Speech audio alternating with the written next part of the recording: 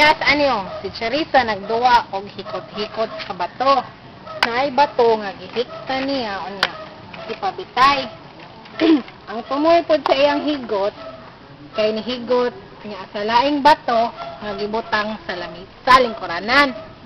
Unya ang iyang gigunitan para masuportaan ang nagbitay nga bato. Unya iyang gikalit og buhi ang bato. Unya unsa man ang relation ana sa acceleration be? Ang acceleration nato niya kay katong paghulog gani sa bato.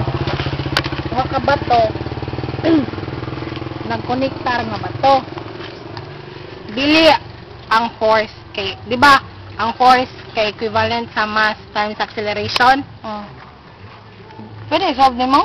Tapos barog gali. Come here, my dear. Akong word ba yun? Diba, kani given mass kay ang mass 1 lutang talang 2 kilogram nya ang mass 2 1 kilogram nya ang force ato kay 5 newton or 5 kilogram meter per second square. Diba, kanito example no ang bato nga una og bato ikaduha katong pagbuhi ni Charissa, diba, na sa tigabitay. So mo ni siya ang formula, diba? Force equals mass times acceleration. Nya imo na siyang i-transpose. So mo na ni siya. So force over m equals a.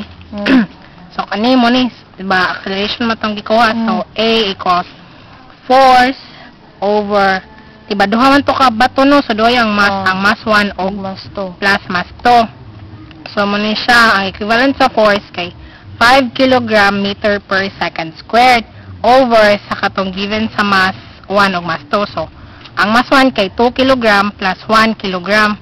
Ano na siya? Unya equals acceleration equals 5 kg meter per second squared over 3 kg. Nya kilogram mo na silang duha, imo na siya i-cancel. Cancel na siya. So, imo na siyang i-divide na. So, 5 divided by 3 equals so, acceleration equals 1.7 meter per second squared.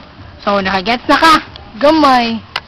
Bitaw kay nang last na jud din ako nga pangutana. Ano sa man imong pangutana? Unsa naman sa action reaction? Kay libog na jud kaayo. Musud na siya libog. Gamay ra na. Bitaw ay. Sige. Kana ba action Sa ganito reaction? dapit? Kani dili action reaction. Okay. So, yun ba, no? Ang action-reaction law states that whenever one object exert a force on a second object, the second object exerts oppositely directed force na involved sa kanilong object. Example dobi? Sample na sad.